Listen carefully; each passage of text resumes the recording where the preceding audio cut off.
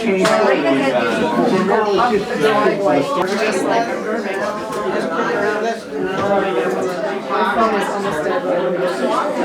Mike Churton. That's Mike Churton's son, Mike Junior Churton. and Mike Okay. from Hudson Valley. Yeah. Okay. All right, get away, go. Yeah. Away from the Bobby, camera. Yeah. Bobby Farley, Stephen were from here, and at the Hunsdyke was Mike and Jeannie. I think I need to take this as a garage. Okay, ready to go?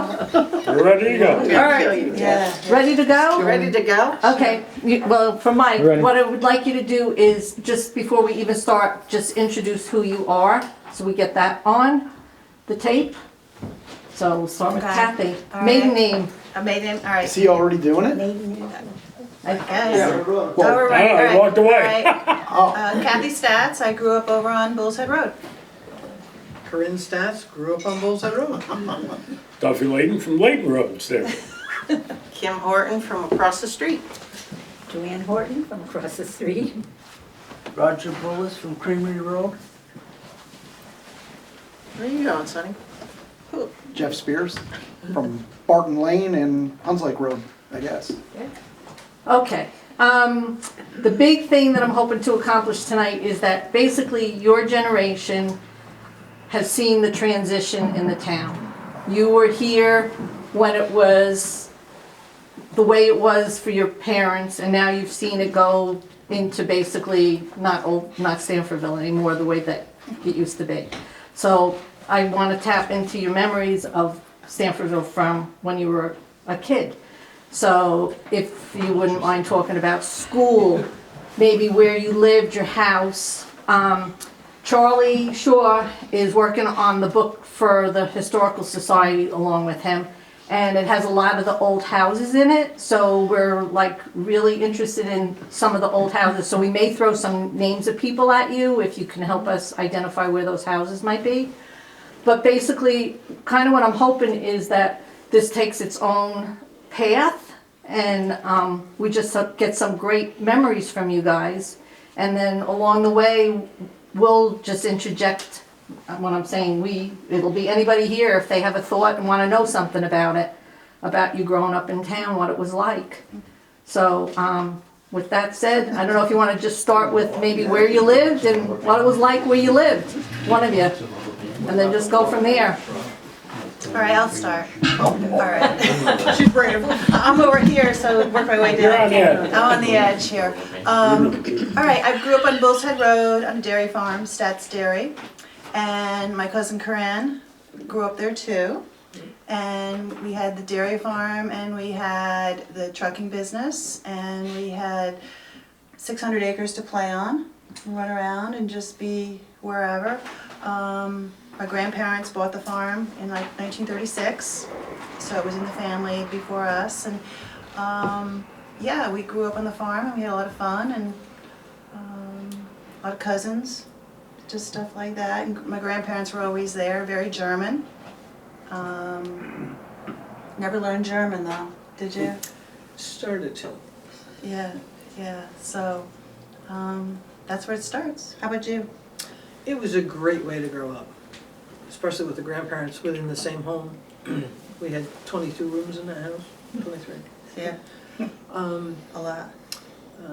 We lived on one side of the house, grandparents lived on the other side, and when I'd come home with a baby animal and Dad would say, nope, can't have that. Across the porch I'd go, Graham, can I keep it over here?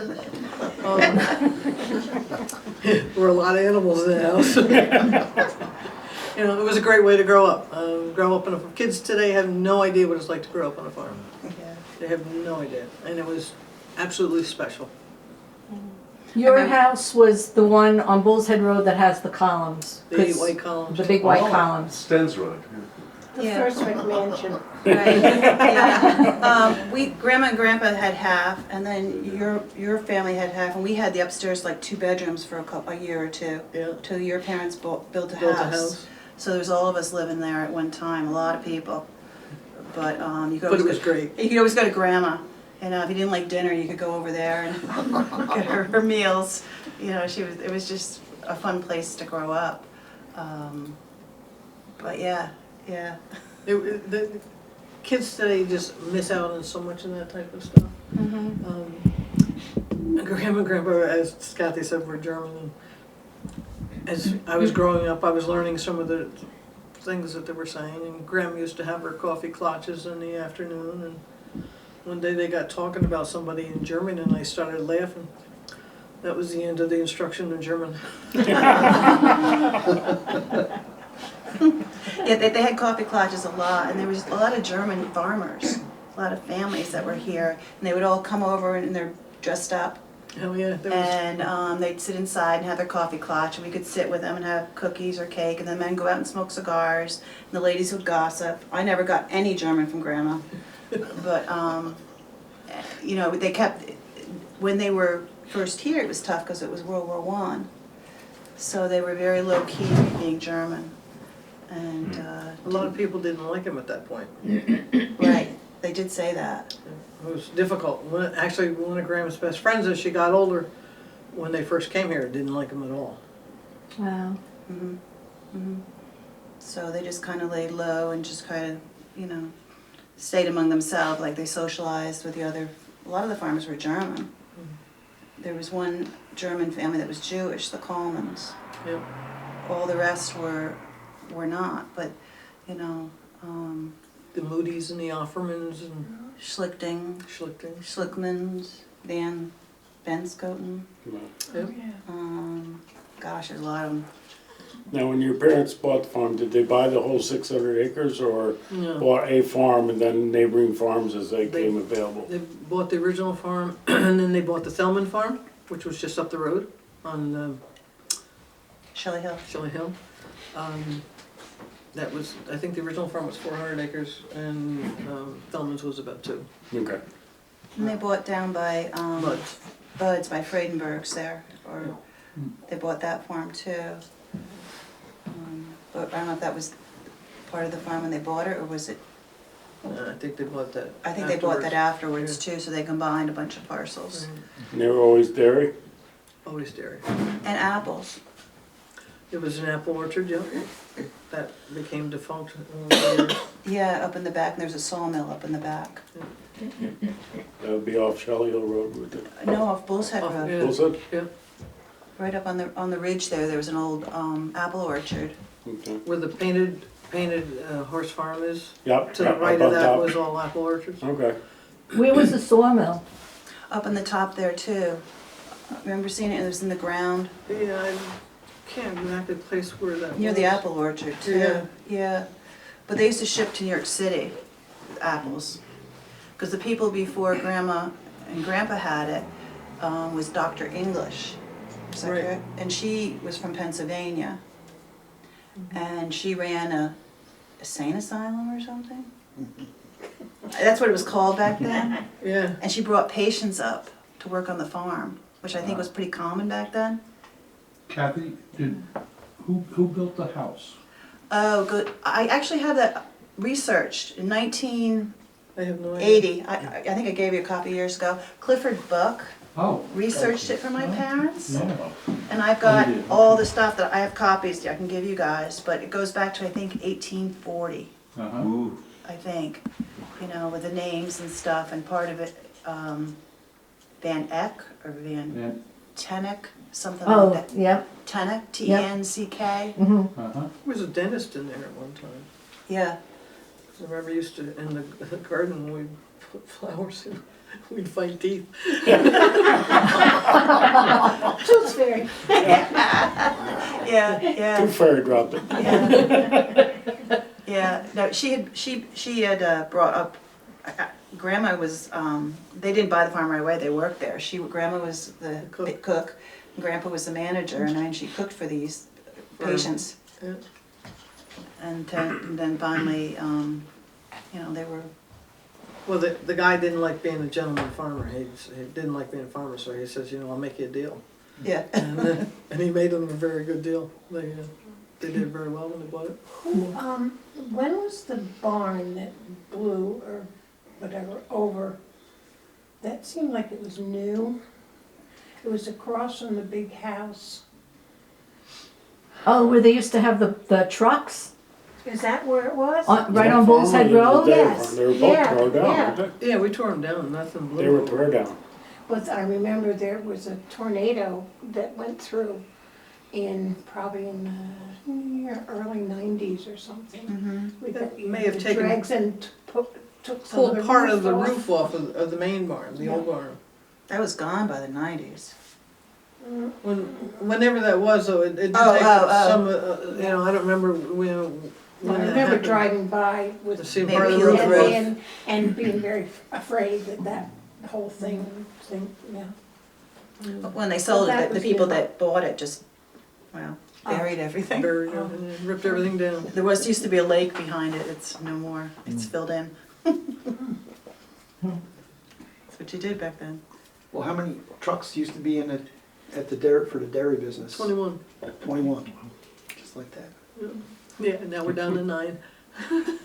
Yeah, because I mean, it was prevalent, you'd see the Stats dairy transport trucks all the time. And Everywhere. Oh, you could pick up. still do, actually. Yeah, you could pick up farms in a very small radius, which today, the radius is a lot larger, but there's also a lot fewer farms, so they're milking a lot more cows. Yeah. I mean, we've got one that milks close to 1,000 cows.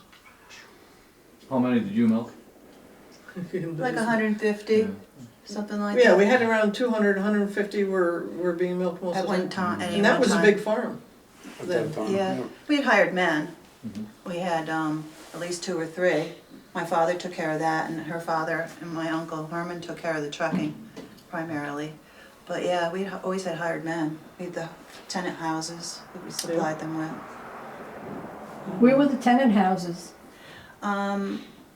The one was up Shelley Hill, the first one on the left, Which was the original Thelman farm. the Thelman farmhouse. That's an old farmhouse there. Yes. Yep, okay. Yes, and it has a stream in the basement, if you remember that. Stream in the basement? Oh, yeah, Wow, that's a damn basement, huh? Yeah. yeah. Not as common you might think. Oh, really? Yeah. Street? Yeah, and then the other one, they built a raised ranch. It was a Rieger home.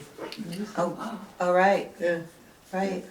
They built that as a tenant, and then they had some other people too. I don't know where they live. They rented a house off of the Wheeler farm.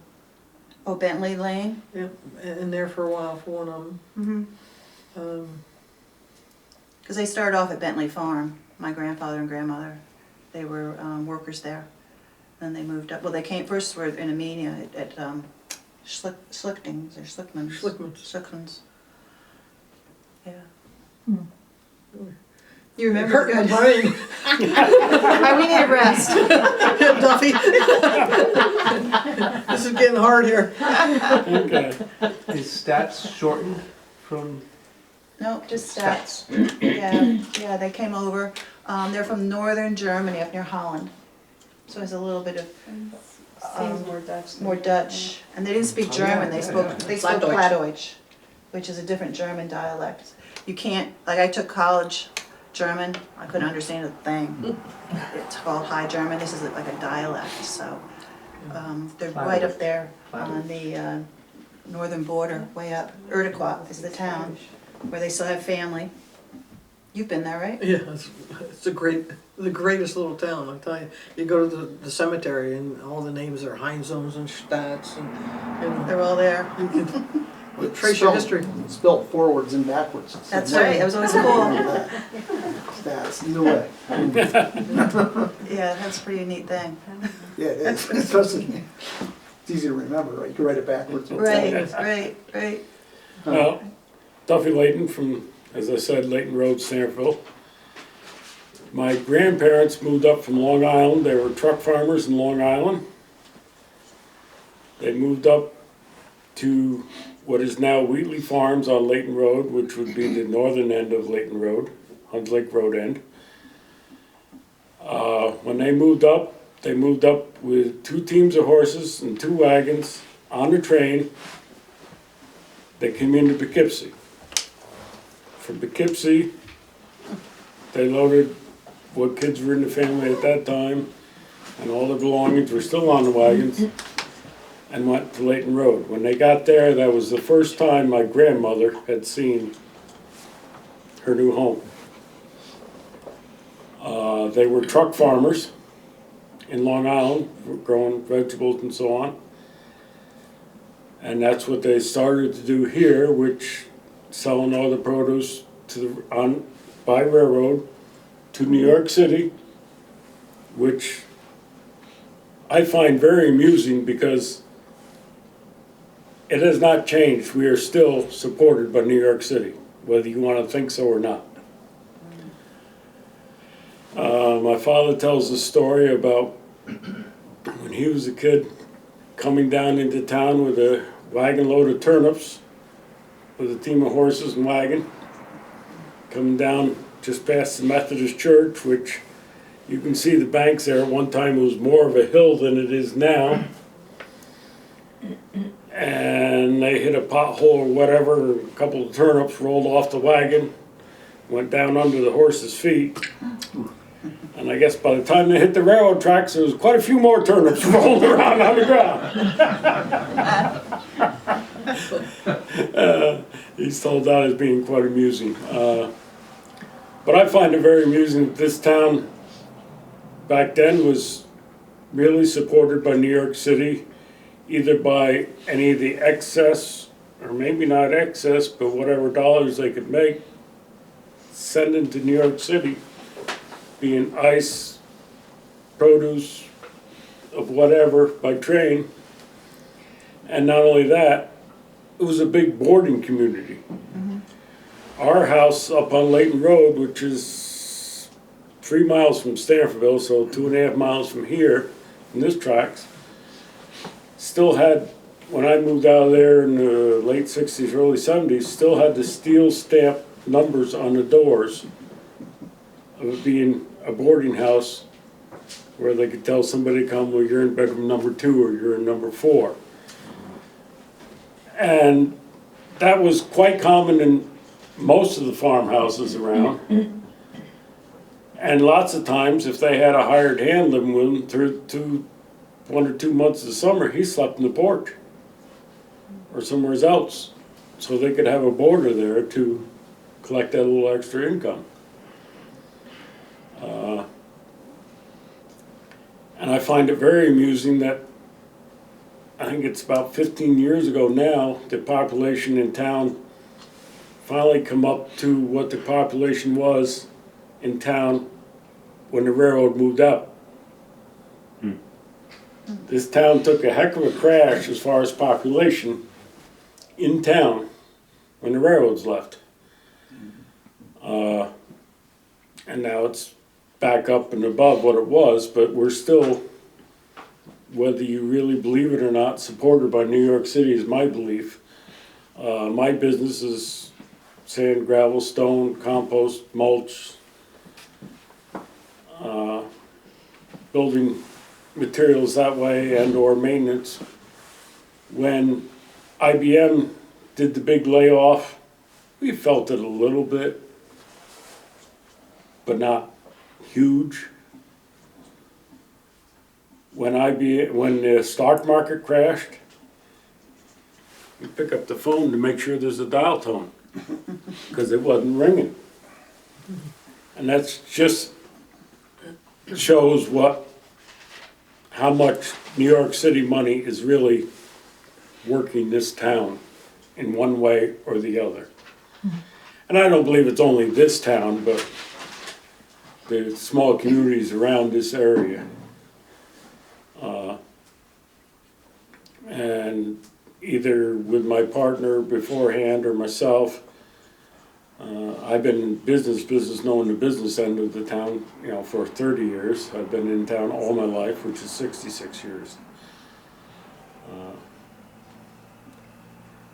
Remember this as being Churton's store with a butcher market in the corner.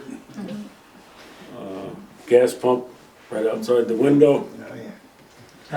You actually parked in the street basically to put gas in your car. And 1, 2, 3, 4, 5. I remember 5 gas places in town to get gas. Yep. As a Yeah, kid. What were that's they? right. It was here, Billy Allen's, next to Elvin's, That was Kelly's. Kelly's, Divine's, where Cobble Pond is now, and Bob's. Yep. We're all open at that time. What was the last one? Excuse me? What was the last one? Bob's gas station. Spiers, no. Also, I forgot, excuse me, Divine's store. Yes. I guess. They used to sell white gas, Which means, which I have no idea, but moonshine. my, well, it could have been, but it run in a lawnmower, I can tell you that. Because as a kid, I used to mow my aunt's lawn, and we used to have to go down there and get white gas for the lawnmower, because she was told that was better for the lawnmower. So you went down to get a gallon of gas for the lawnmower, the push lawnmower, in a glass gallon jug. Oh, you are old, huh? And there was one across the street from Billy Allen's. Billy Allen's at one time. That was, I don't remember that being open, but I know that used to be a gas station also with a pizza A woman place. had it, Goldie Decker. Yep, Okay. yep. Which, I also find that amusing that there was that many gas stations and we're down to one. The same way with stores, you know, Oh, yeah. the We were just talking about that. Yeah, Churns, Chadwell's, you know. and Ford Fridays, Bowers or, Ford Friday, Flowers. he was so cool. Elvin's. Where was Ford Fridays? Right next to the cemetery. It was Elvin's, the cemetery, Yeah, and then Ford Behind Friday. Home Plate. no. Oh, Wasn't it? No, it's not, apartments now there. oh, the apartments on Oh, wait a minute Church. now. Was it behind where Home Plate is? It's behind that. Yeah. On that, right, he was actually on the corner there. Yeah, Mm-hmm. You remember that? Yeah, he used to have all these animals. He had Yes. raccoons and Raccoons, stuff. yep. And you'd go there to get your paper, and you'd sit and he'd have a raccoon and it would take a piece of corn out of his pocket and he'd walk across the room, go over to some water and wash it and then sit there and eat it. Because raccoons wash everything they eat. All right, right, yeah, yeah. you're dating yourself now, 'cause Boy, I don't boy, remember ever. that one. I got a few years on you, Duff. I remember Divine's store. Yeah. They had the post office Yeah, in it the was in the back. back. Back Yep. there, yep. And we used to go in there, not that often, but he used to give out bologna. Yeah. A piece of bologna. Well, did George George. Bauer used to. George Bauer always did too. Yeah, he was over what we used to, well, Well, was Alvin's, I don't remember, I don't remember what it was called. George's Meat Market. Was it George's? Yeah. yeah, Yeah. You always get bologna from George when you go there. yeah. Had that Yeah. deep, brusque voice. He was a character. Yeah. And Chadwell's, the store wasn't much bigger than this room, Aubrey Marie, yeah. over in Marie, but you could get blue jeans, you could get 22 shells, soda, potato chips, a few of your stationaries, a couple little toys were in there too. It's like what you really needed. Right. When You did needed 22 shells. We're there. and when did they die?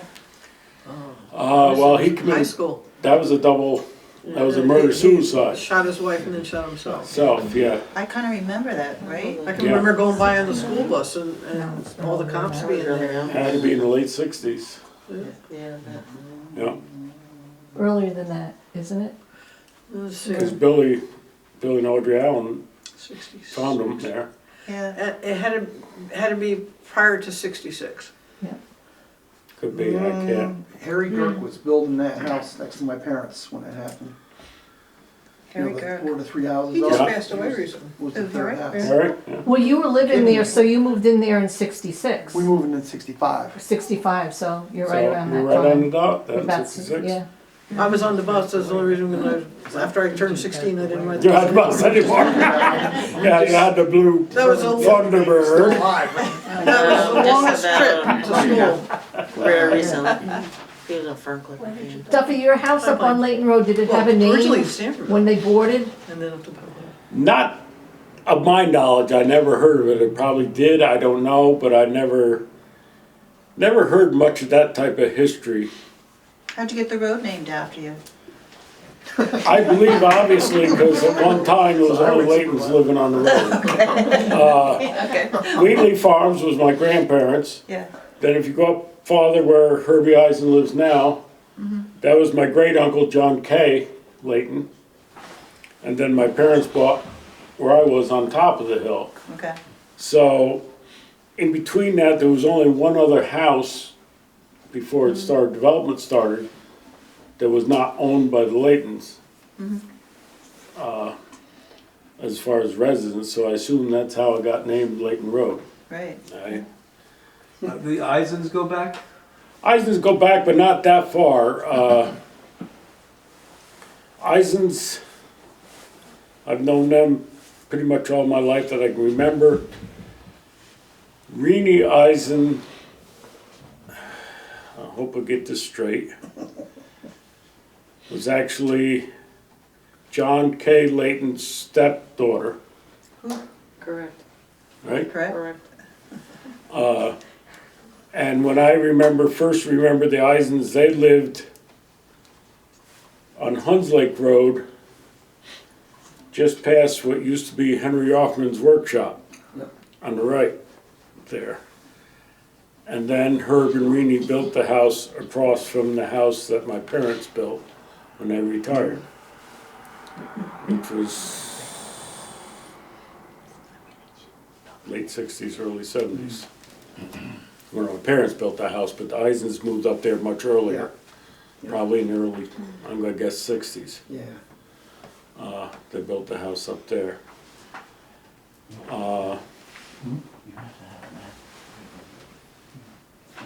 Hey, Doc, Yeah, do you ever remember anything about a hamlet up in your neighborhood called Hull's Mills?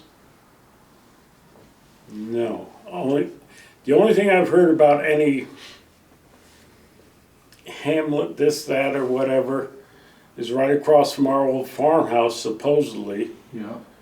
was one of the first Indian homestead, I don't want to call it reservations, but some kind of Indian settlement or whatever at one time there. Which doesn't make a lot of sense to me unless it was down over the hill, because right on top, well, there's a spring behind our old house, but for water, Yeah. they always settle by water or streams, it's the only thing. Kathie, I asked that because Kathie and I have been working on some research in that area. And on the 1876 map, Beers map, there's a hamlet listed called Hull's Mills. And it had a number of things. It had a Baptist church in that area. Now, you mentioned that. Our old farmhouse was like there, what we always had is a square of the lawn. Just to the right of that fence was an old cemetery.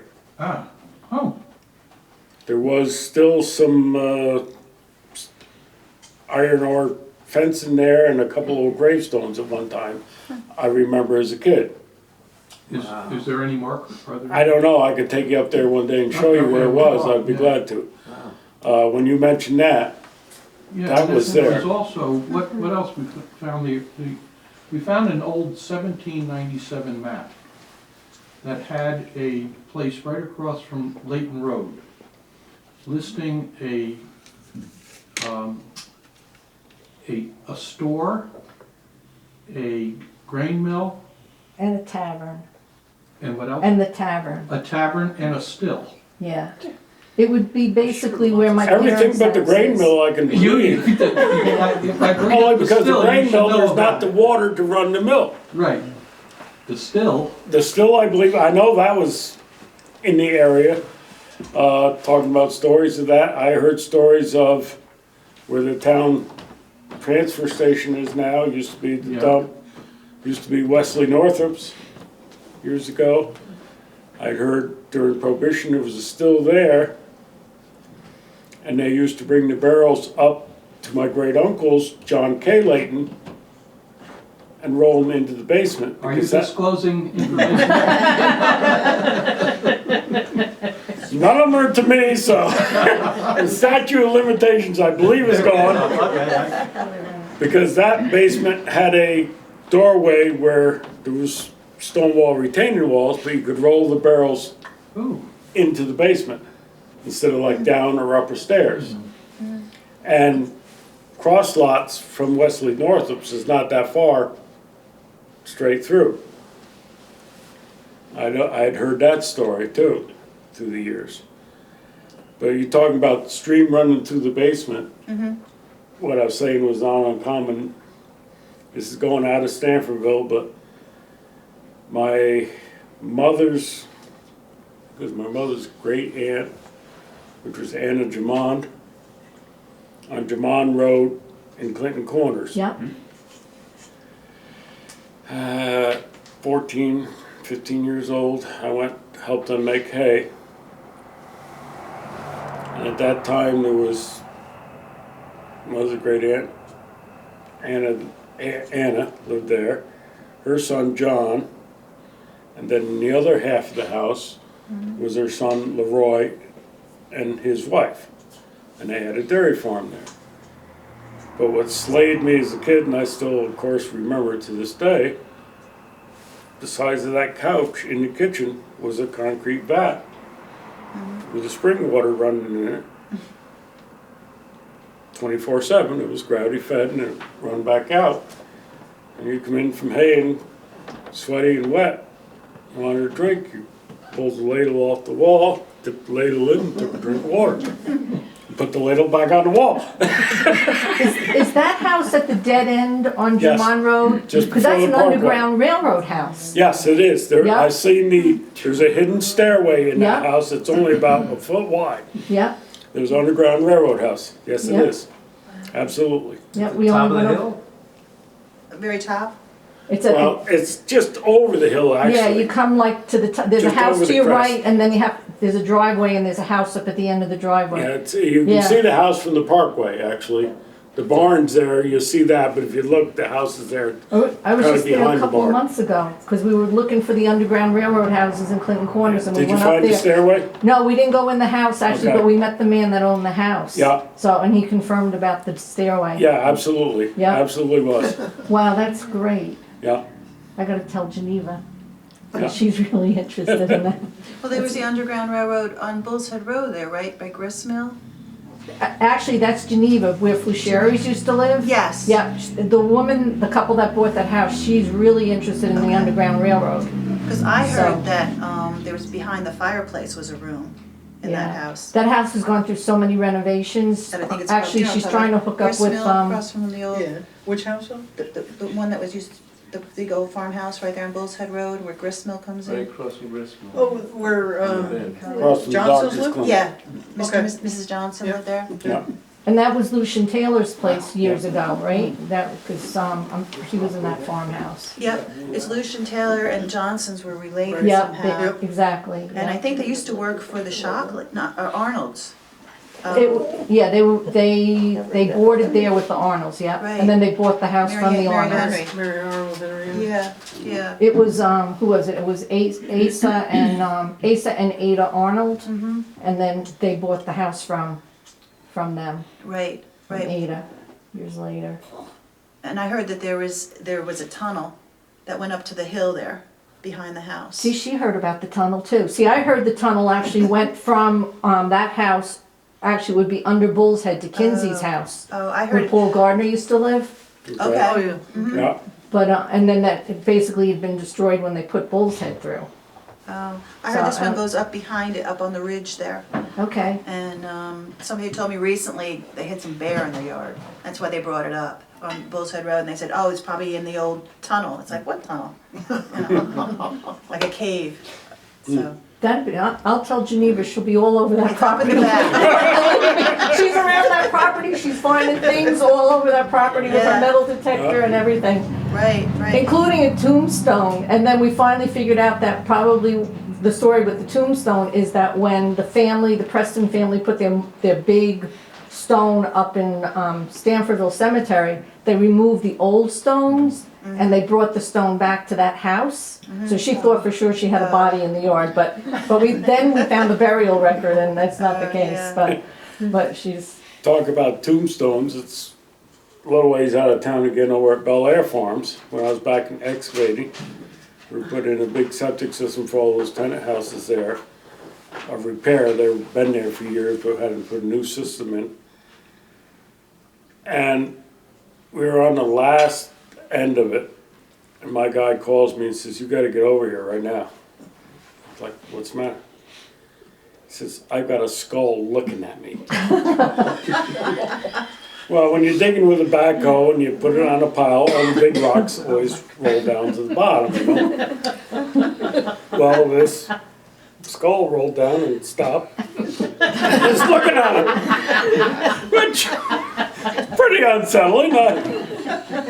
So I go over and, you know, sure shit. And then we call the sheriffs and they come out. Of course, we get a cease and desist order and everything till they figure everything out. And we get looking into ditches.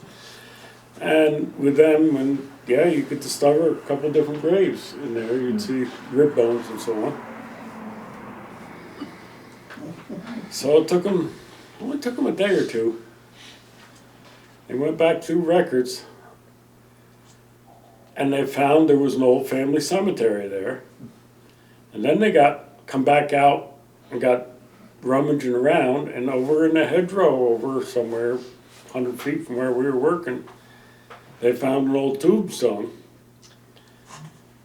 The Adams family. I can't make it up. I'm sorry.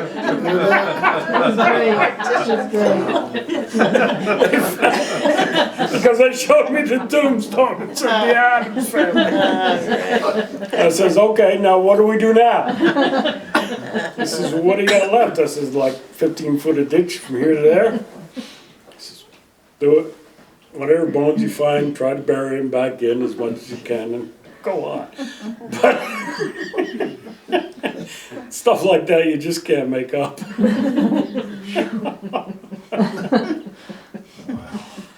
It was Timmy Knapp that was running the backhoe. Yeah. So there's a lot of these old cemeteries that I've around, yeah. gone away, like you're saying, on Layton Road and this one, that one, through the times.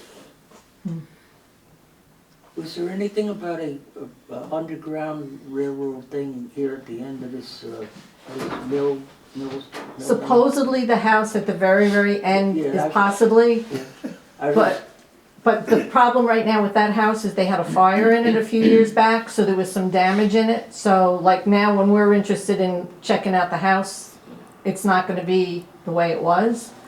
But one thing we did learn when we had the Talmadge presentation, where was I that I learned this? But anyway, what I learned is you have to be really careful about the hiding spots in the houses. Quaker. You have to really, really look at when the house was built to figure out if it was an Underground Railroad house. Because if it predates like maybe 1830 or so, and it's like a house that was built like maybe in 1760, 1780, 90, whatever, it's very possible that those hiding spots were for ammunition during the Revolutionary War. They would stockpile, they had secret hiding places in the walls, and a lot of them typically are to the sides of their fireplaces, and they would put their ammunition in those.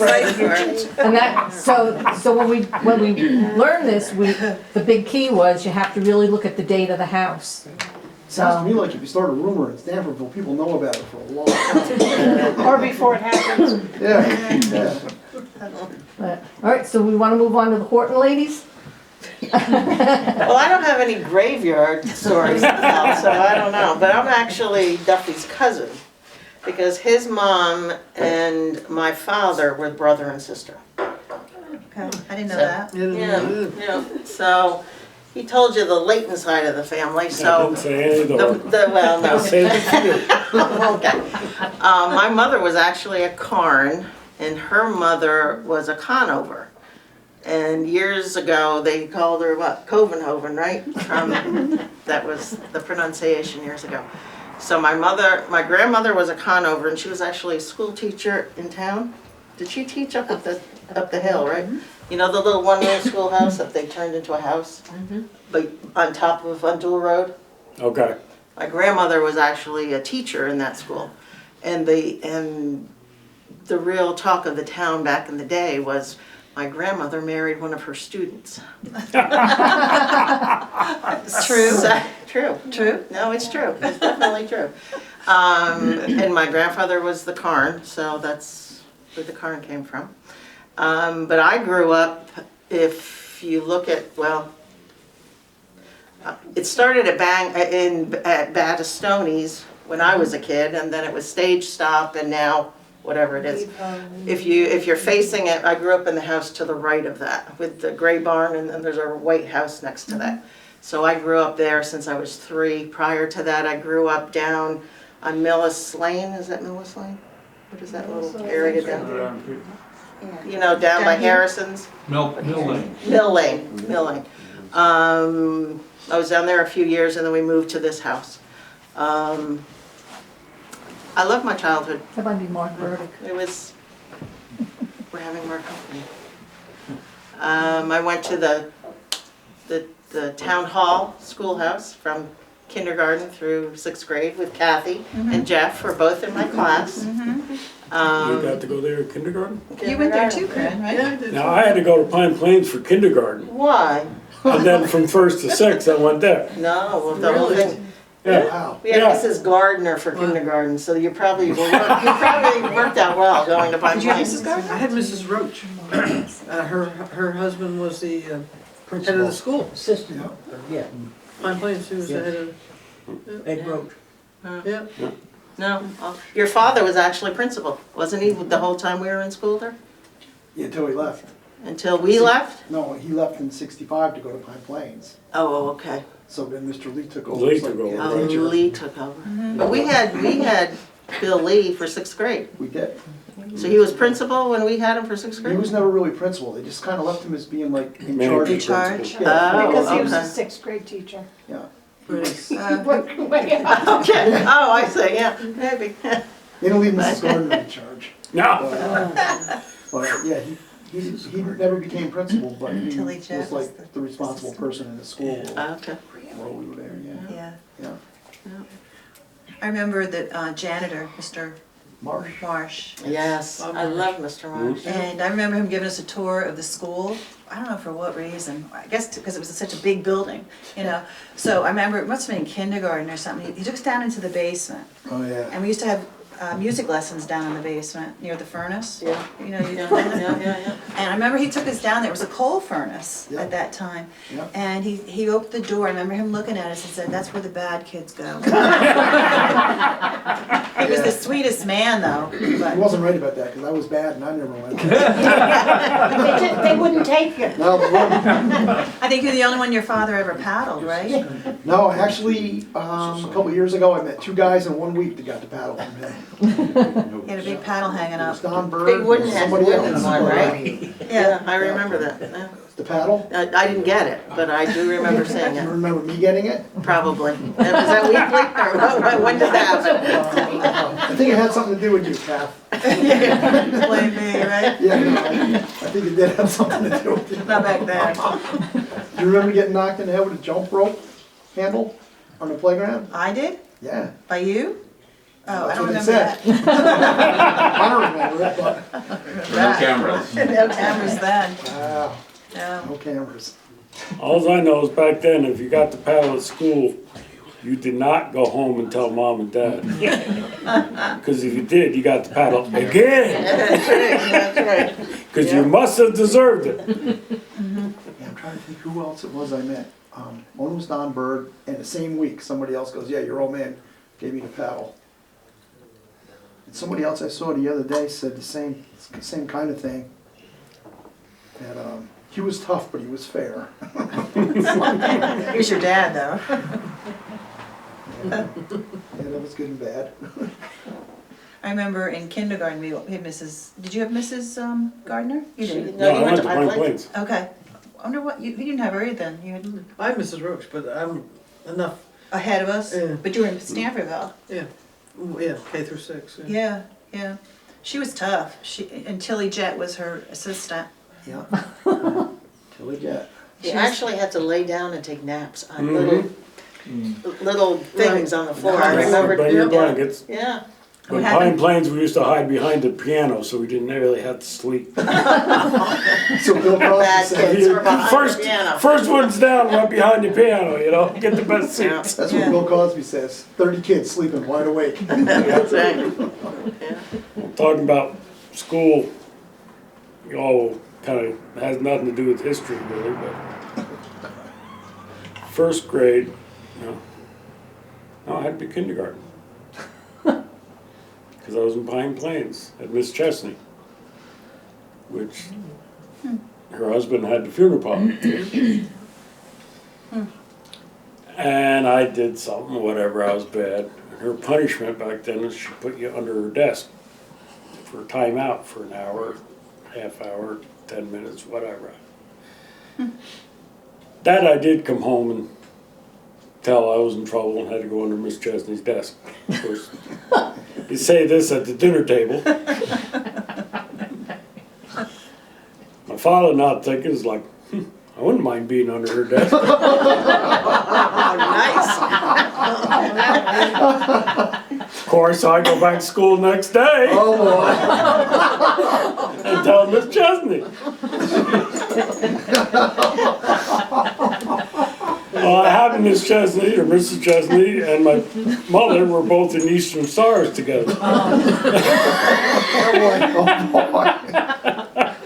So that story went all the way around.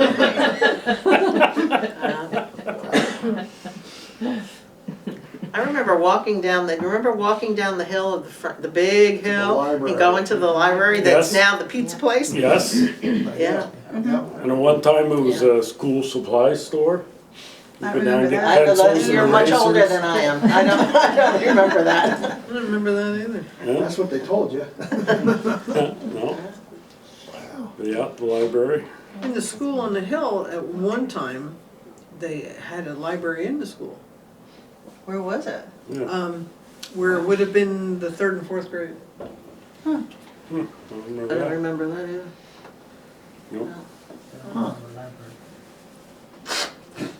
What was it like growing up right in Bangall, though? Right in the middle of everything. It was great because there was a lot of kids to play with.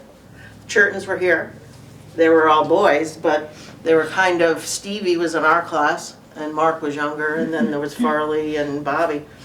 But they were here. Then that's when the hotel was still here, and there were 2 families in the hotel. Laverne McDonald was on the end and Yep. Coons were on the other side, so they had kids. That's Judy Jamond? Yeah. Coons would be Judy Judy Jamond. Coons, yeah, Bud Coon and, Bud Coon, what was her Gordon- name? Florence, Florence, yeah. Florence. Where was that? Right across? The hotel that they tore down, the Okay. big hotel that was right there. Right over there, yeah. Yeah. And then the Legion was in the bottom. Yes, They had their meeting it was. hall in the bottom. Yeah, yeah, yeah. So, no, there was a lot of kids around, so the kind of local, in my era anyway, the local kind of hangout in the winter anyway was at my parents' house because we had the hill, and it was just sled haven. I mean, everybody would come and we'd just have, we'd be outside all the time. So it's so much different. Back in my day, I always thought, I am so glad I grew up when I grew up because now nobody leaves the house. All the kids are on electronics, nobody does anything outside, and I loved it. I loved growing up when I grew up. Was the train station there when you were a kid, or that was already gone? That was gone when That was I was a gone. kid. Maybe, I don't know, what did It was a you? gas station. It was the Horton gas station. Another gas station. Yeah, that's the remember- pictures that I brought. That's what you remember. I remember driving by your house to go to the dump. The dump was right in front of our house. Yeah. You had to go in there, You yeah. had to go to the Yeah. railroad tracks or Yeah, something. down the old railroad tracks. There was a ball field there too. Now, was it after there or before there, that it was down where the town barn is now? Yes, yes. Guess what? It was down, before, after? Yeah, The dump? The dump is down by the, by the Yes. highway garage, yes.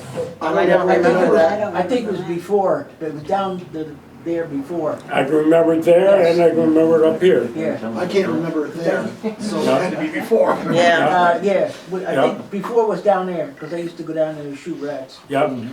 Yeah. I remember Got the driving down 22 there. shells from Chapels. I got- Yeah. It was always Actually, I got burning. 'em- Oh, yeah. It was always Always on burned fire. them. Actually, I got them from Divines. Yeah. But, you speak about always on fire, it's the same as we went down into Arlington, where Kmart's and all that, that was Yep. all Yeah, dumping, that's that was the same always thing. burning. Yeah. Always burning, because that was the dump there. Yep. Who used the ball field if there was a ball field over there? The guys from town, you know, they had a ball team. Was it like where the parking lot is? Yeah. Where it was? Yep. And in later years, the Churtons used to have a lot of horses. Not a lot, a few horses. And Bobby, and I don't know about Farley, but Bobby was a big horseman. And he used to have like barrel races over there, because I can remember barrels being set up. So they used to do a lot of horse stuff over in that Training field over area there. too. Yeah. Tell us a little bit about Stoney's restaurant. Oh, my father was a bartender there for years. My father was the daytime bartender at Battistoni's. And Henry and Ethel owned it, and Ethel supposedly made the best turtle soup in the county. Yeah, I just remember going in as a kid and getting candy bars. I mean, that was kind of, because it was right next door, you could just walk in and get candy bars and stuff, but. French fries in a bag for a quarter. I see, that was your era, I don't remember that, I remember What the was candy that? bars. French fries in a bag. French fries in a bag for a quarter. Yeah, did you work at Battistoni's? You waitressed at Battistoni's? Lunch hour. Lunch hour? Yeah. But you also, did you also waitress at the Carousel? And then. that But wasn't you every and Val night. did though, right? And Yeah. Craig was a bartender. Wow. Oh, really? So we kept Carousel open Yeah, we basically, did. right? Yeah. And I had one of my wedding receptions there, so there you go. That's why it, That's right. that's why it ended so quickly. But, the first. So that was back Who are in, your neighbors around here? Like who growing else? up. Yeah. McPherson's lived in the house between Dual Road and Hunslick Road. Yeah. Churtons. McDonald's, like Laverne Wolf and Bobby Wolf. Coons. Dr. Manjuri. Jets. Yeah. Bob and Don Jett. Yeah, Dr. Manjuri. Oh, God, he scared the heck out of And me. everybody. He used to chase me around tables with needles. He was so bad. Oh, boy. Jets, who else was up there? We were scared of Davis, Carol Davis. Littles. Oh, you probably know. Didn't Houses live there too? Houses, Kay Houses lived there. Houses lived there. Broadnax, Sherman's just up the road. Tori and Sherman's. Sharon Broadnax. Sharon, yeah. Huh. What was like at that time? This was the store, but like what was the rest of this building used for? Horses. Horses? Yeah, mostly Bobby. Bobby Bobby has Jim had tons of horses. No, tons, a Really? few horses. ponies and horses. Yeah, yeah. Old Bob used to race some ponies for a while, That's right, he did. That's and right. then Bobby Jim had horses. Yeah. Do you remember when Michael's grandfather had it? Did he have it when you guys were kids, Walt and Marie, or no? I only remember Walt and Marie up at Huns Lake. Yeah, me too. That's all. I don't. Do you remember Walt Marie Yes, here? I do. Here, they had the store here before Bob did. Yes. Then And Bob took his over for parents- Walt. The parents had it before them. Bob's parents. Yes. You getting all that, Mike? Yeah. I worked actually here when it was a store, but it was Roger Laveet's store. Yeah. Same setup. The butcher thing was over there. The rest of this was all in that whole back room was like just grocery shelves, you know, canned goods and Yeah. a small grocery store. So I did that when I was in high school, like for a few years after school and on weekends. My mother worked here for a few years too, when it was Bob Churton. Bob Churton, yeah, I did it with Roger. You were here with Roger too, right? Yeah. My mother did it with Bob Churton, worked here for a few years. Kim? Yeah. Do you know where they got the turtles for the turtle soup? Huns Lake. Couldn't people It bring used to be wherever, it used to I'm an be, environmentalist, but that's okay. and I'm good. actual spots I could not tell you, but different guys, whoever could see a drop 'em turtle off. crossing the road or this, that, catch a turtle, would Would bring them in. them. They would bring them in, yeah. And I don't know if they got paid or had a beer or whatever for it, that I could not tell you, but different guys would bring them to them for, They were Yeah. snapping So- turtles. For some, you know. what's that? They were snapping Snapping turtles. turtles, yes, Snapping, absolutely. Mm-hmm. Because I remember towards the end of them, I brought them a couple myself at one time. Have you? Okay. No, I just remember Stevie Churton coming down to the creek right here. Yeah, I live next door right. to the creek. And going in, and all of a sudden I'd see a big turtle, big snapping turtle being taken out. Yeah. I always wondered where that went. I bet that's where it went. Pretty good odds. It's somebody's tummy.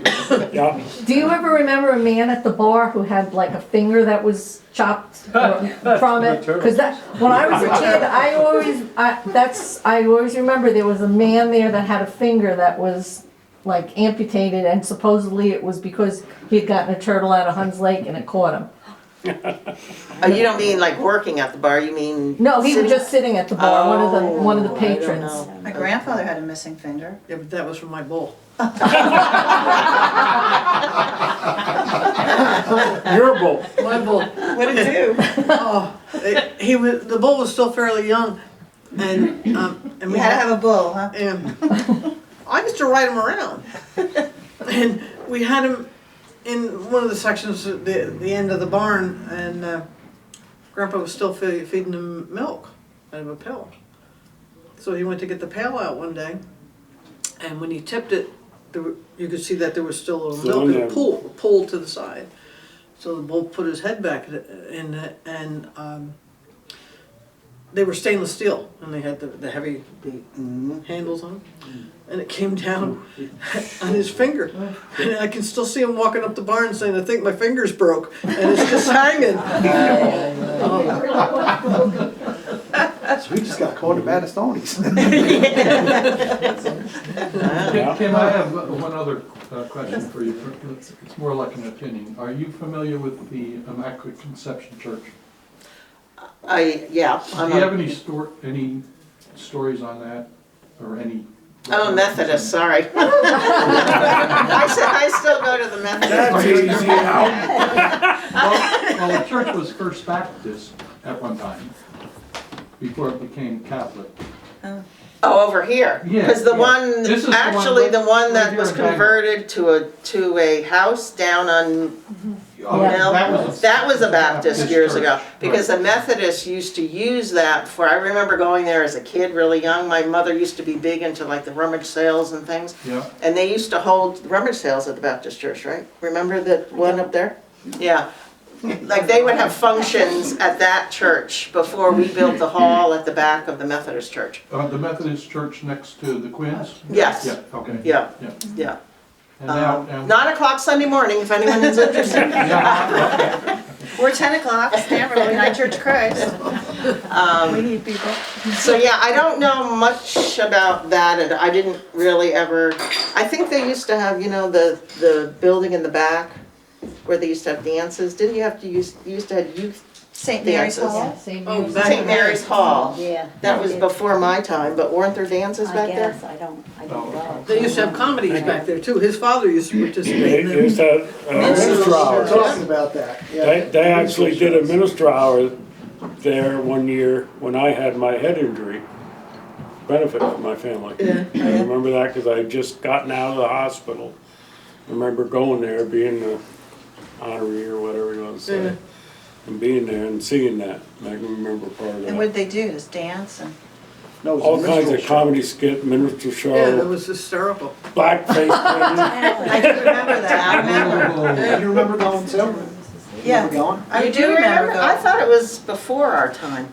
Because Val said that she used to go to dances there all the I time. remember the What? minstrel show, I remember Yeah. Mr. Burdick. But the minute, yes, yeah. Burdick and his father, oh my God, that Yeah. was. I have a recording of him on my phone singing with my dad playing trumpet. And For the minstrel Mr. show. Oakley playing drums and Bob Stryker playing Maybe we went for your bass. benefit show. Maybe they Well, that's reinstated it or something. Jeff was looking it up. There's some of the 3 years that recordings. they did it, 59, 60, and 61, and they were like sellout shows. Did you We go? were young. Yeah, oh, I remember going. I Yeah. did too, I yeah. remember going. I actually have all the tapes and recordings of that, which is complicated, because they're on wire. They're on wire recorders. All right. And A couple of them have been done over on tape, but for the most part, I mean, Bob Churton, he used to run the store here, has got a whole thing, whole skit on teaching women how to drive. It's freaking hysterical. I gotta get him, I talked to Duffy about it a while ago, and Kathie knows. I gotta just take them out and have them recorded, because they're great. The music was great. I mean, probably 30 performers. Yeah. 3 nights, sellout shows, all kind of music, I all the remember old vaguely, songs. yeah.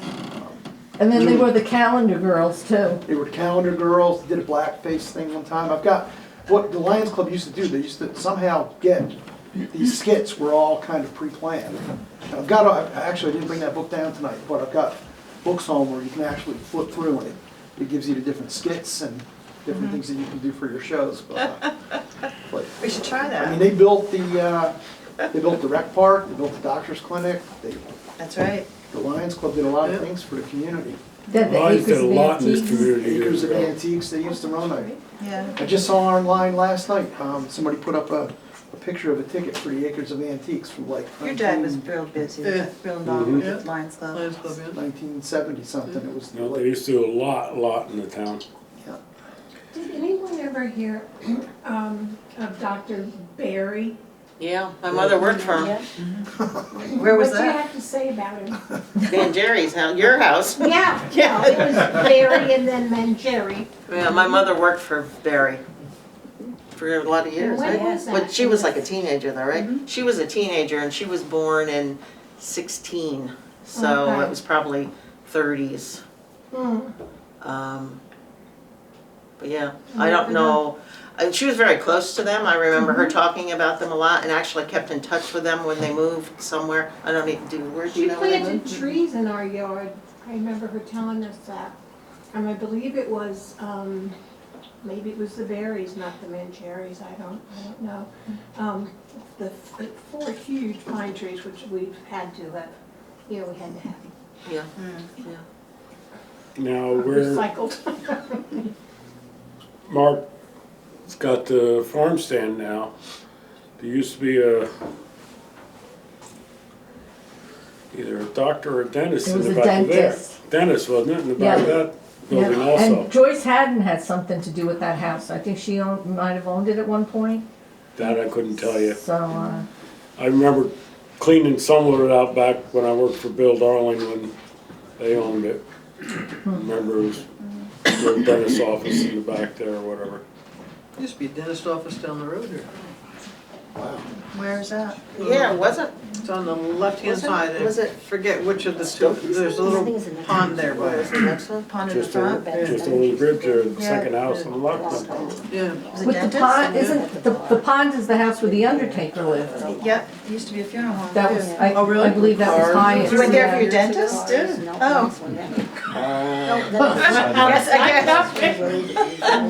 Yeah, I remember we're, one time I had a loose tooth and nobody could get it I'm out. thinking of the name. They and pushed not it out and the tied it to the door and slammed the door. The dentist did that? He said a lot of times, my dentist just pulled a tooth out, and he said a lot of times in the old days, the barbers used to pull teeth. Right. Nice. Yeah, oh yeah, One-stop shopping. my father used to talk about it. Did your father talk about it? The dentist came to the house? Before or after they cut the hair? They used to come to the house and pull teeth. It's probably a blacksmith, is probably what I'm thinking. But the day my father died, he would go to a dentist and break out in a cold sweat. Because whoever came to the house to pull their teeth or work on their teeth, it hurt like hell. Oh, sure. Come with those big snips that they Does have. anybody know how Bangall got its name? We think we figured it out. Let me Larry hear your story. McKeough indirectly found what we think is the answer. When they tore the old schoolhouse, we're gonna tear down the old schoolhouse, the Bangall schoolhouse up here on Dual Road. He went online looking for pictures of the Bangall schoolhouse, and lo and behold, he came up with one that's down in Stanford, Connecticut. So if you go on Google and look up Stanford, Connecticut, and you'll find the Bangall schoolhouse. So then what we did from that point was we looked at the Stanford Historical Society, and the names down there, the old names, match the names here. So we think what happened is Stanford, people from that community down there, from Stanford, came up to Stanford. And somehow or other, the M became an N here. And Bangall was named for their community down there. Really? That's what we think. I heard a different one. Yeah, we Yeah, I heard heard about different story. we heard about the peddler saying, and doesn't that bang Bang it all. Yeah, It started so as bang it all, or, But yeah. but we think the other one, it's got a little bit more to it. It's got a little more backbone to it. Okay. So How about Saw Point? that don't know anything about. That one I've heard. They used to drive cattle down to Saw Point. And the creek was there, and the train station was there. They used to salt the cattle to make them drink heavy, which was two things. They'd drink a lot for the train trip to the slaughterhouse, and they'd also drink a lot to put weight on to get the weight when they went in the slaughterhouse. And that was called Saw Point. And there were big blocks of salt, big blocks of salt from what I researched in some of the fields. And the cattle would go out and just lick the salt day and night. Right, yep, okay. We used to have salt blocks for our cows. Oh, yeah, they they, still no, do, they right? still do. I mean, you put saw blocks out for them all the time, and Right. horses, but that's, Well, that's the how I heard the actual Salt Point name come about was, because that's where they used to load them on their train. And they used to salt them heavy there, or, put them in the lots to salt and drink. I don't know why they put salt blocks out for animals. They do need a certain amount of salt. Is that what it is? Good for their kidneys? Helps Yeah. with their kidneys or their... I've always thought the same story about Salt Point, except that there's a DVD in the Stanford Library made in the 80s about the headwaters of the Wappingers Creek, saying that it was named an Indian name. It was something about the putting salt out near the creek so that the deer would come down easier to shoot. hunt. But, It's on the DVD in the Stanford Library. Otherwise, I always believed the story you just told. They both could be true. Yeah. All right, Mr. Bullis, you want your turn? Well, let's see. My family started right here on both sides of the street, Bullis House and Bullis Hall, in the early 1800s. And I was born in 42 on Route 82, right next to Joanne's house. At that time, the name was Weisskopf was one house, and what was it? Your house was Horton? Or Karn. Karn was on one side, and this other house was Weisskopf. And my father built the house, and that's what, as they were building it, I was born there. And then a few years, I lived there a few years. We moved up to Briarcliff, and then another year, I think we lived with my grandmother in Pine Plains. And then my father took over a piece of property on Creamery Road that was in the Bullis family. It was 90 acres, and there was an old abandoned house there. And him and my brother dug the foundation, put up the cement blocks, and they rolled his house back on top of it. And then they reconstructed the house, and that's the house I lived in as I grew up and went to school here in Stanfordville. Which house Which is that house now? is, yeah. It's Bieber, I think it's Bieber that has it. The same people that bought it when my father died first, and then my mother moved in with my sister across the road, and the house was sold, and the person's name is Bieber, I think. This is Creamery Road? Creamery Road. Okay, if you go in on Creamery Road from 82, and then on the left would be where the old Agway was. Okay, well there's Kemp's. You Yeah, know where Kemp's The is. next house on the left, it sits back in the field. Oh, okay. Sits down. Okay, Yeah, yes, you know down which in there. one. That's the house, and actually He owned both sides, 40-something acres on one side and 40-something acres on the other. And then my sister had a lot and built a house on the end of that piece across the road. And then there was other houses that got built on that side. And as I say, I went to school here, and I don't know why, I was asking someone, I don't know why it changed, but I went from first grade to fifth grade. And in fifth grade, I had Mrs. Gardner. And then from sixth grade, I went to Pine Plains. And No kindergarten? no, they didn't have kindergarten, I don't think, when I went to school. Is that right? Oh, Yeah. you didn't have kindergarten either? No, I wonder when did Now they we got start pre-K. kindergarten? yeah. They got pre-K now. Yeah. And graduated from Pine Plains in '60. Well, tell them about your grandfather over there. Yeah. He used to shoot out the window at us. And what were you doing? Waiting for the school bus? No, he would be in his bedroom, and he had this big tree in the yard, and he had targets on it, and he used to shoot at the targets. The Yeah. kid Now, standing which place behind is the this? targets didn't matter, but Which house was this now? Bullet, Renshaw's house. Renshaw's old there. house here, Yes. okay. Yep. Yeah. And there was other buildings down further. I think one of the buildings they tore down, but they used to have dog kennels down there, and raised beagle dogs for hunting. And they had a lot of people. Again, people come up from the city, and they pay like $200-300 for a dog just to take them out and go hunting. And sometimes they didn't know what they were doing, and if they shot over the dog's head, the dog would get scared, and next thing they bring the dog back and you know, sell it to somebody else. And that's how that went.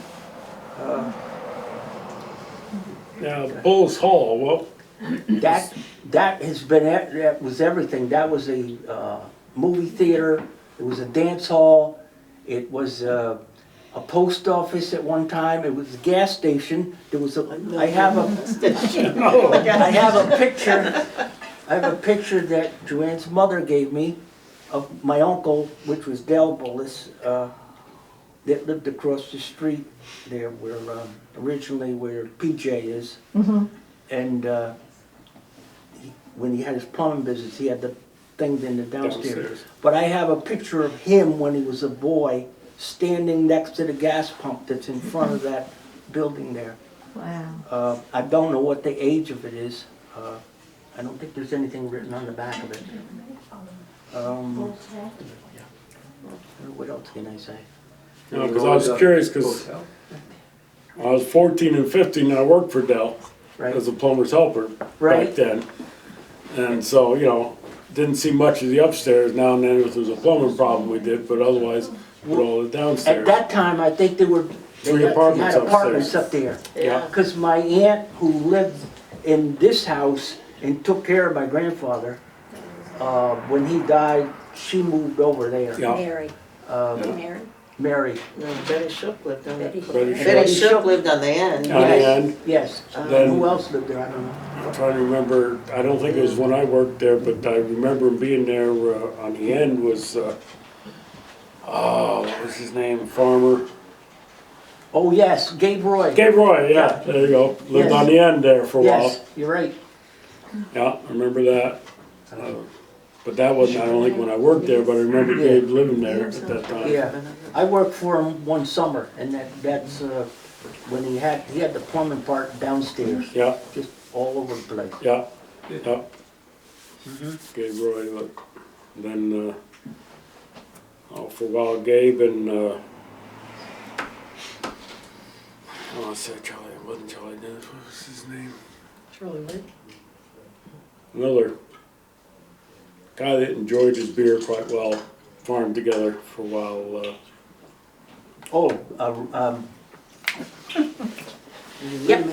Davis. Davis, there you go. Yep, yes, Yep, right? yeah, he actually had Post Post properties. farm. Some there, Walt yeah. Post had the Agway place, Yep, and the farm and apple orchards. yep, And Davis used it for, ran the farm. I don't know if he rented it from him or what he Right, did, so the but- property, right? Yeah, Gable yes. and Yes. Davis, yeah. Mhm. George Davis. Was he Well, the guy that George, lived there was behind two of Agway? them. There was Bill Davis and Bill, Bill Davis. Yes. Bill Davis And is there the was one I a- remember. And then there was a relative, I don't know if his name was Davis too. He lived right near where, what's this place down here now? Keel? Is it Keel? McKee, McKee's? Yeah. There was a little house in the in the back. back, that's the Yeah, building there there. was yeah. That was Bill Davis down Yeah. back there, right Bill by Davis. Agway. But there was another George was there, George relative, George, I think it Michael's was. and George too. Yeah. That was Paul and, Paul Davis. Yeah, well, it was a George, but they lived up here in Bangall. And then they built the house on Hayden Hill after. You're right, that was George Davis, but Bill Davis was the farmer. Oh, George was up there. Oh, George was Carol Davis's father? Yes. George was Carol's father. Carol and Paul, Yeah. Okay, Yep. so was this Bill Davis George's brother? Oh, I don't know. Wasn't Bill Davis like that old kind of guy that lived down behind Agway? Yes, yeah, kind of a half yeah. Big, I just heard. big, Big heavy heavy set set guy. guy. Oh, a big heavy guy, Yeah. okay. Like his neighbor there, the one that Duffy worked for, Bill Darling. Bill Darling, yeah. Yes. Oh, okay. Yep. Wow. Yep. I remember my parents talking about Bill Darling, when he did excavation and stuff, that he couldn't, was so big, he couldn't get out of the excavator or the backhoe, he used to have his lunch there. Because once he got in, Once he got in, he wasn't getting out. Well, it wasn't only Bill, it was his father was the same way. was it? Yeah, Harold Darling, Yep, yes. yep. They used to have Harold used to run the gravel bank, which used to be hard rock, Right. behind the town hall there. Yeah. And he'd climb up in that front end loader in the morning and they wouldn't get out of it till he went home that night. So I think they built the pond at the farm, didn't they? Bill? I think maybe, that's where I heard the story. Possibly. No, The lake behind the barn. Well, there was two of them back there at one point. Yes, yeah. Then he probably would have done the, enlarged the one, I guess. I can't remember who did that. Mr. Bullets, Yes. hey, what do you know about Thaddeus Knickerbocker? Good or bad? Thank you. I don't know where he fits in. I haven't got that far yet. I started, as it turns out, about a year or so ago, I got into this genealogy thing. And it all got started about a couple of my father's sisters. And one of them I never met because she died before I was born. And I was trying to get information. I didn't even know where she was, where she buried. I know who she married. And as it was, the first sister, let's see, there's Maxine and Noreen. And Maxine was the oldest. And she married this guy, Doc Richardson, and she died. And when she died, he married the other sister, Noreen. And I was trying to get some of this, and Noreen had actually been married prior to a Knickerbocker. And it said that his burial was in the Stanford cemetery, and I probably spent an hour looking for it and I never found it. And then the second time I went there, I found it because it was on a double stone. The stone had one family on one side and one on the other. But I didn't really come up with that name. But his name, they called him Hoke, so I don't know whether... Hoke. Yeah, and I'm not sure of the real name, or I guess if I got it off the stone or not. I took pictures of it, because that's what I've done with all of them that I've gone through. I found my aunts, the two aunts are in Amenia Cemetery, on the stone. The husband's in the middle, and the two sisters' wives are on the sides. And that's That's all I can tell you. But I went to a party at a friend's house one time, a few years back, and I met a Knickerbocker who lives locally, I think over maybe near Clinton Quarters or Salt Point. And one of his family was doing the genealogy, and he sent me this whole thing on the internet, which I have, but I never studied it that much because it went off in a different direction. But I could check and see if that name comes up on that thing. I thought Tim Knickerbocker was Tim- mentioned. Tim is, let's see, how it is that my aunt, Noreen, was married to this Knickerbocker, and they had 2 children. I call him Junior. That's Timmy's father. Raymond. And then the sister is Minnie, who lives in Opal Junction. And I actually went to visit her. I hadn't seen her since I was like this. And just knocked on her door one day. And when she saw me, she knew who I was just by looking at me. And I sat and talked to her for probably an hour and a half. And we were talking about all kinds of things from back. But So you're related to Timmy Knickerbocker then? his father is my cousin. His father is your cousin? Yeah. First cousin? Well, if his mother is my aunt, I don't, then you you're doing it. Who's the genealogy expert here? Yeah, it's a cousin. Yeah, that makes sense, that he'd be And the right. thing that's interesting is Timmy Knickerbocker's family isn't related to Jan Knickerbocker's family. No. They're totally Knickerbocker. different That is right, families. right. Right. Yeah, Yeah. yeah. Well, there was a Knickerbocker family on the Salt Point Turnpike. That's Jan's That's family, right. right? Yeah.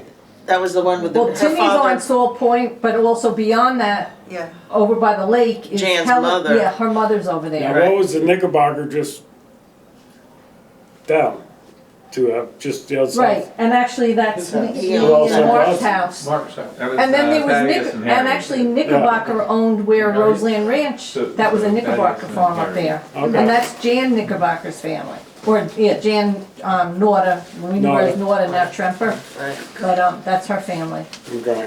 so, because her dad was a Oh, that's- ball player, right? yeah, Dad was Boston Austin Knickerbocker. You're the ones that live down here. that- Yeah, and Harry Okay. Knickerbocker's. Yeah, Thaddeus I place. don't think those Knickerbockers there were related to the other Knickerbockers as far as I know. Yeah. I haven't been able to figure it out either, looking it on the web. But I thought Thaddeus had a twin brother, and I thought that maybe that was how they came in. I saw that somewhere in the. Find his obituary On and the that'll web. answer it. Yeah. Yeah. Find out, or find it, there's a place on the internet called Find a Grave. Yep.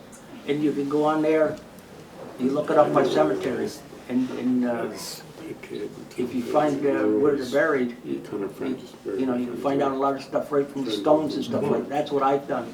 Because that way I know what I have is actual fact. But I didn't realize we were kind of. There's a stone for Henrik Knickerbocker in the cellar. Yeah, yeah. In your cellar? Yeah. Right, Wow. No, I knew that. yeah, yeah, I think he It was. predates the house, so they had to bring it from somewhere. Yeah. Yeah. I've got the records from the I'm Stanford going to Cemetery, ask just a general question. because I'm now for the Kim. secretary. Are you And putting them on Mr. Excel? Bullis. Yes. Are you putting them on Excel? Because I offered Okay. them that I would put them on Excel Joe spreadsheet. McCucci's working on it, I guess, but right now I have Dot Burdick, who passed away, was our Yeah. historian, and she's also the secretary for the United Church of Christ, the Stanford Cemetery. I inherited that. I have her The card little file. card file. I used to call her up.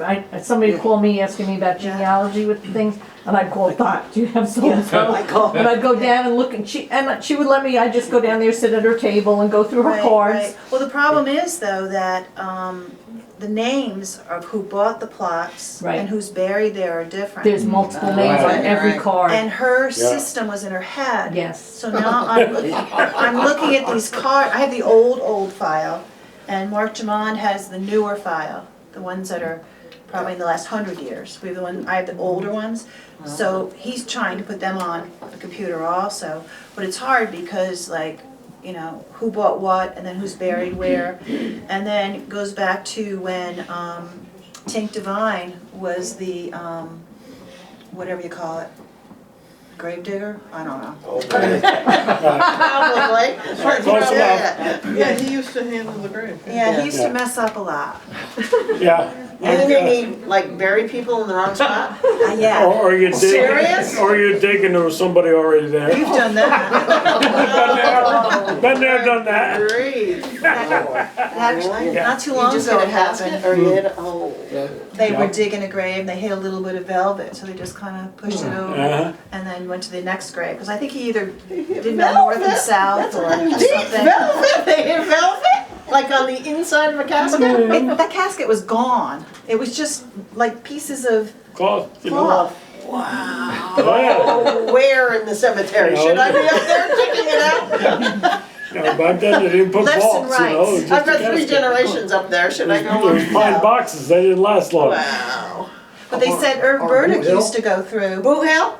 Yeah. No. That's- Stanfordville? Yeah, Is that called Boo Hill? yeah. Behind the UCC church? Yeah, Isn't that Boo Hill? Boot Hill. That's What's what I Boo Hill about it? I guess it was It's like hill, Boot Hill. Oh, Boo. I never knew that. Boo thought. Hill. Oh, Boo Hill, But after whatever. Tink Divine, and he kept those records, and he must have been dyslexic. That's the only thing, you know, being kind, you know, lefts, rights, Well, forwards, do you back. remember the Coke bottle glasses? Yeah, that's right. Should Oh my God, I tell the forgot Tink about Divine that, story? Should I tell the Tink Divine story? Yeah, go for it. Was it Tink Divine or it Bob was Divine? him. It was, He ran the store. Robert. he's Tink? Yeah. Yeah, my dad moves to the town in 1950 and had been in the service and been different places for training, and they were out someplace in, I think it was Texas, not sure. But they had some kind of weekend thing going on where his platoon or whatever blew all the windows out of somebody else's platoon building. And they didn't get leave because they had to stay and fix their own place. And fast forward, you know, somewheres in the 50s, Tink Divine supposedly was down in what's Sunny's now and got mad and leveled the place and threw everybody out in the parking lot. And my father found out that he was in that other building that didn't get their leave. So he spent his whole life trying to like avoid the story, but I guess it's kind of okay now. You know? He figured he'd probably still be mad about it. You know? No. So, Kim and Mr. Bullis? Yes. I have just one question, and that is, if you were to identify any important place in the hamlet of Bangall, what would you say? I'll tell you why. I'm working with Kathie. She gave me the assignment to, she's getting markers from a Pomeroy Foundation grant to place all around Stanfordville, at each of the hamlets. And we know that Stanford had 7 hamlets over time. 7 identified hamlets and a couple of what they call whistle stops, like Willowbrook used to be called a whistle stop. McIntyre. McIntyre is a Yes. hamlet. Stissing, Yes. or Stissing Junction, Hull's Mills, which very few people knew about. And then Attlebury and That's where North the school Attlebury. is. And of course, Bangall and Stanfordville. And then there are communities such as Upton Lake Community, which wasn't a hamlet, but it was a, you know, a big community settlement. Park And- community. And the same with Cemetery there. Funds Lake, of course. Right. And even Millbrook School is considered a community within the town of Stanford. So we're trying to identify sites or locations or events that are very significant and important so that we can get a marker placed in each of these 9 different hamlet communities. So the question is very simple. You guys been around for a long time. What would you think is... Speak for yourself, Charlie. No, I've been around a little bit longer. But In Bangall, I don't Yeah. have, I didn't want to speak in front of them, and You- for them, I everybody didn't can live talk. in Bangall, but Bangall was really kind of my mind, famous for all the mills that were in Okay. here at the time. Hmm. I mean, there was 2 or 3 mills here in town, if I'm not mistaken, Yep, yes, there was. right? Yep. Of different types, which was kind of a, in my mind, is what built the community, because they needed the manpower running those mills at the time and so on. And then, you know, it's like today's day and age, is if you have restaurants, people will come, and they had mills and people were coming into town. So the mills of Bangall. I mean, not speaking out of the, you guys lived in town here. Mills weren't here when I was here. No, I know. I don't know much about them. Me either, but, I don't know much about them. but I do remember that of the history of people talking in town and so on. It was between the mills and the train station. Yeah. Yeah, I would think the train station. Train would have station's the major- biggest things, which also keyed with the mills, because that's how they Yeah. ship the product in and out. Yes, Trains were the big thing in Bangall and Stanfordville. I think almost anywhere, even like you say to go to Pine Plains, all these areas around. Yeah. In fact, recently I just read where there was two or three in Melbrook that went through that area. No, Right. just one. Hmm? Just the ND&C, which ran right by here. Came from, Yeah. The railroad, but maybe mills you're talking about. Only one railroad in Millbrook. Only one? The same one that runs right past here. right here. Okay. The ND&C, yes. I know my train line. There were 2. You know your trains? There were 2 There's separate- 3 through Stanfordville, but the one that right here in Bangor, Right, there's only one, right, ND&C. right. And that's the one that came like through Anson's Crossing Yes, yes, and all that. Burbank, Right. yep, Yep. yep, yep. Millbrook. First one, 1869. What about like houses in Stanfordville? Like, is anything in Stanfordville as far as a house goes significant to you that you know a history about, or do you know where the different boarding houses were? Like, cause Charlie and I are like he said, we've been working on the houses, and he's using the postcards. So we have like a few postcard places that we were trying to confirm like where they were, and one of them was, Well, basically, I've inventoried over 356 different postcards that were printed or published for Stanford, town of Stanford. That's a lot of postcards. I had 350 until tonight, when Kim brought in a new postcard, and I'm up to 351 right now. And you know, we want to do, through the Stanford Historical Society, a publication called Images of America. And also, there's another publication called Postcards of America, which will be, all of these are sponsored by the Arcadia Press. There's royalties involved in everything, which will all go to the Stanford Historical Society. And in putting this whole proposal together, we're looking for postcards and images. But we also have to identify important images. You just can't be, you know, the inside of the Bangall Works, which is nice, but it doesn't have the history, and it also needs to have support from the people that provide the images. And, you know, and that could say, hey, and we thank them, you know, this is it, and it's all in the publication. So we're on a quest to identify important places. Not very important places, but just good places. And I picked up at least 5 great places tonight that has to go into this publication. You mean So- just boarding Where are they? houses? Well, there's some of the posts, like, one is Wilana. We think we know which house it is. We think it's up on Huns Lake Road where Sam Crystal. Sam Crystal's. Oh, yeah. That, but like, that was called Wilana. And it was like, it was because the husband was William and the wife was Anna and their last name was Symes. So there's just like random places that we're trying to figure out, like, you know, where is this? Now, I know Kay House grew up in that huge boarding house right on the lake, Right. on the left as you're going around. So you know about that one, right? Yeah, Where yeah, Fred the is lake were pretty, Fred? pretty, I don't know. Coast. Young Fred? are you talking about she grew up in the house, basically, it's on the left, when you take the fork on the left, it's the first place on the left, it's the great big three-story. Great big three-story one. Yeah, that was, Okay. that's, yeah, that, Matter cause of rock, fact, we were taking a walk around the lake one day, within the last couple of years. yeah, And we were talking about history while we were walking, because that's kind of like what we do. And we came around there, and there was a bunch of motorcycles parked. And they were all looking over the bank. And it's like, wow, that's weird, we were just talking about that. And I wonder if they have any idea what the history was. It turned out to be all of Kay's brothers. Oh, really? Guys that we never met before. All in And they- motorcycle jackets with their sons, Uh-huh, all talking about the big barn that was there, yeah.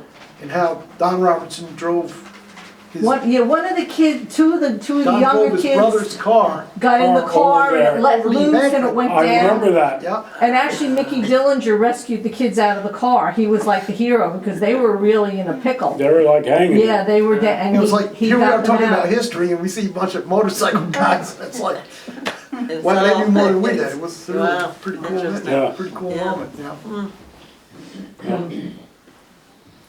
So I was gonna say, my family came here in 1950. My dad came from up north, from Rouse's Point, and got his teacher's degree after the war was over. Ended up in Tivoli for 3 years where he met my mom, and then somehow came here to be the principal of the Stanford Union School, which is now the town hall. And I think everybody sitting here had him as principal. So that's pretty good. And nobody here besides me got a spanking. That's right, you're I special. wouldn't Jeff. guarantee that, but No one else If will my know. memory So when serves. they first came, they moved out onto, it's called Barton Lane now, but it used to be Cold Spring Road. And when I was a kid living out there, they actually bypassed Barton Lane and made Cold Spring Road go around the back of it, because I remember they made us stay in the house because they were blasting for the road. And then they used to go out and sit on the bulldozers at night when they left and everything like that. So they lived there from 1950, rented from a gentleman named Jim Collins, lived across the road, him and his sisters. And we ended up in 1965, my dad left the Stanford Union School, became incorporated with the Pine Plains Central School District. And he went up to Pine Plains to become the district elementary principal. And at the same time, we moved from Barton Lane up on Huns Lake Road into what was the Striker's house. Bob and Melody Melody. Striker. Yeah. Melody. Melody. Melody was in our, kids She was in our Melody class. and she was in our Melody. class. Pam She was used to in go our in the class. closet with Jeff too. Let's not go there. Don't go there, he says. As a little kid. Yeah, okay, well, whatever.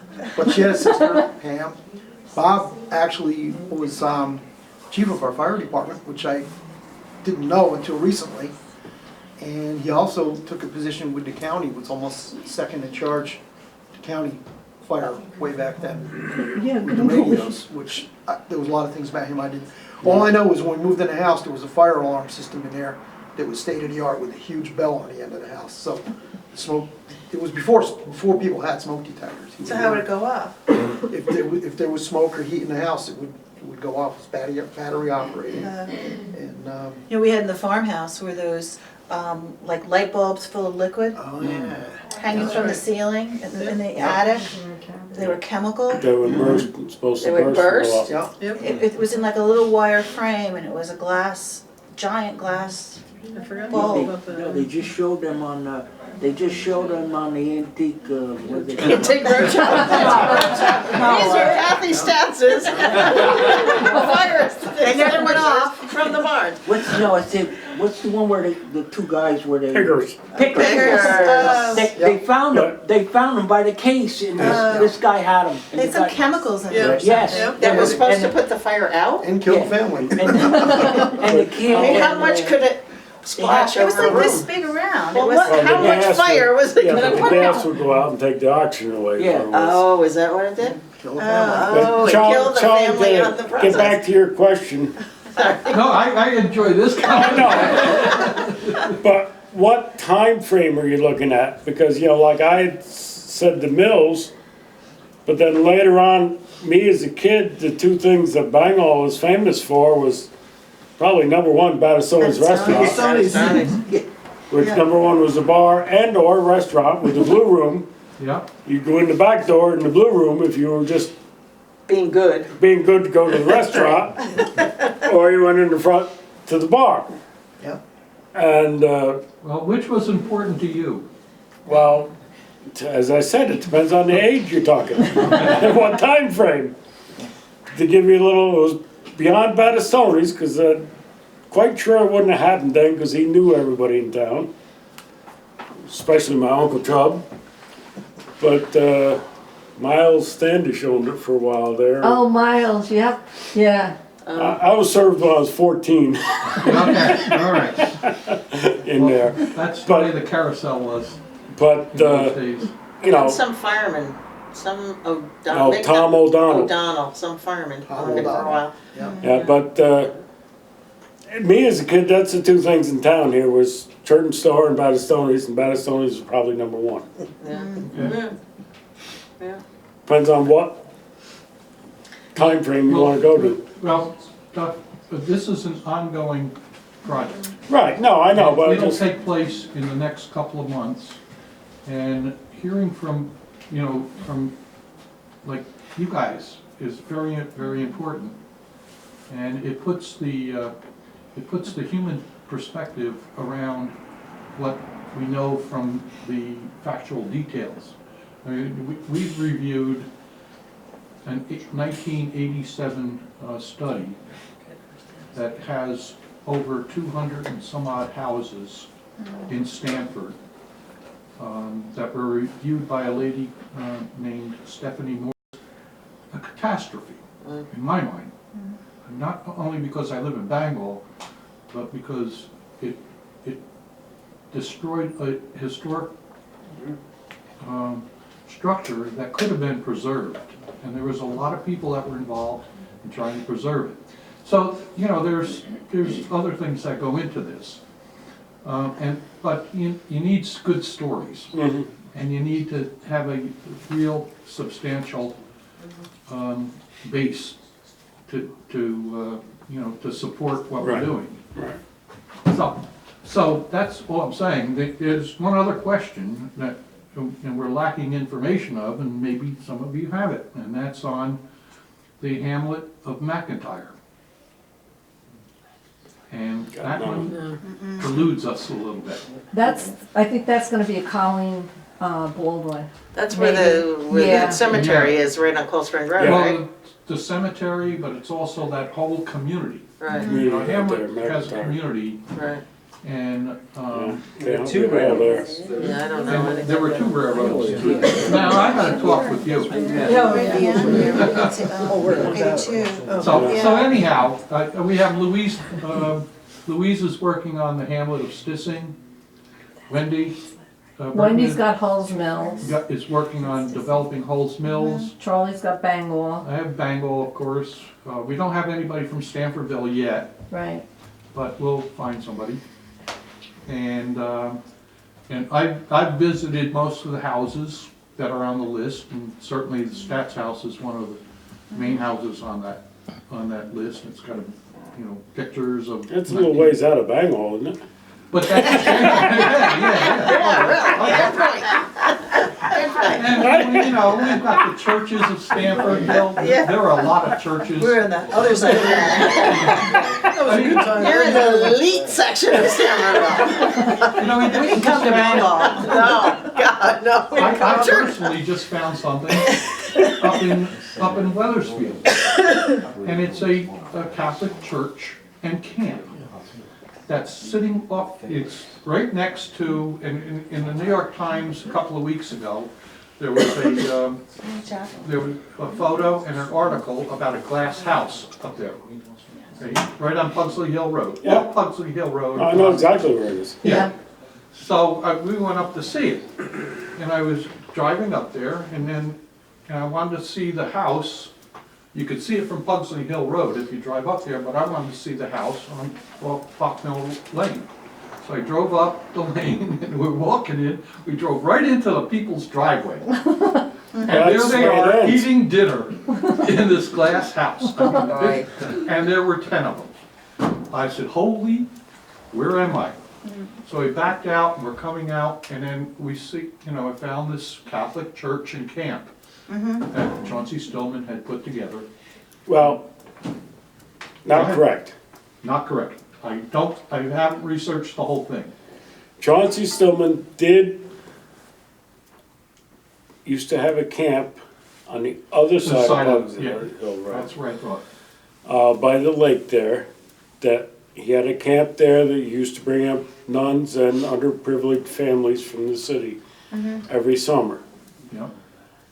When Chauncey died and it got turned over to the trust fund and the attorneys out in New York City were running it, and I may get some of this wrong, not verbatim, but Yeah. they felt it was too much of a liability, too much of a cost factor. They cut that part of the farm out.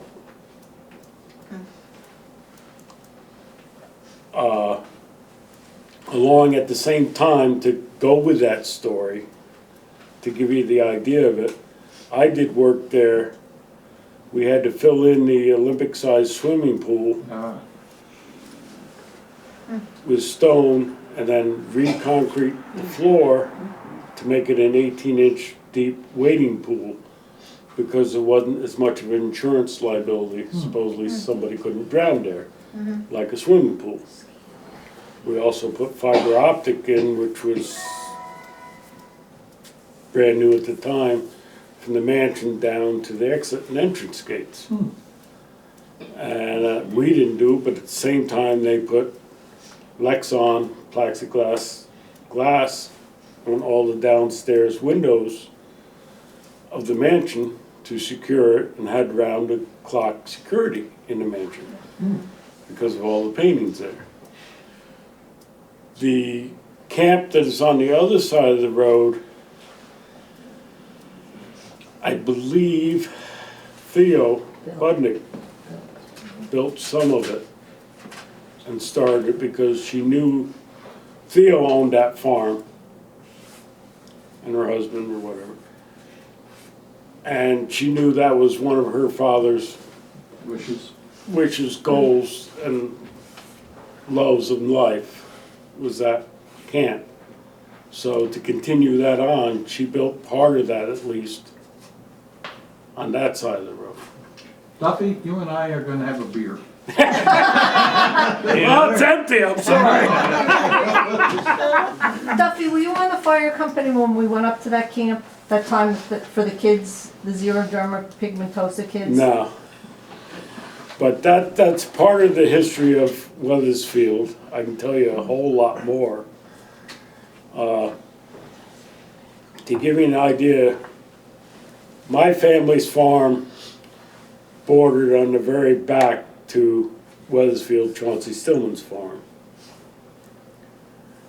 Chauncey, during the summer, when weather was nice, quite often on the weekend, would have his horsemen and footmen take him out on the carriage and his hackney horses, and they'd go around the per se block, which is like 8 miles, which would be Bangall, Mean Road, Layton Road, Huns Lake, and back up Pugsley Hill.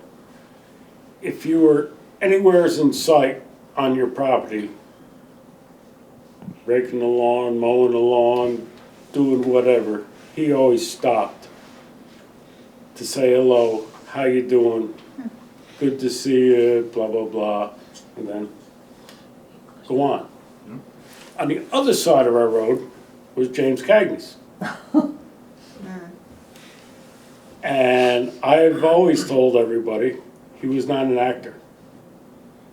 He was as miserable and rotten and ornery son of a bitch in real life as he played in every goddamn movie.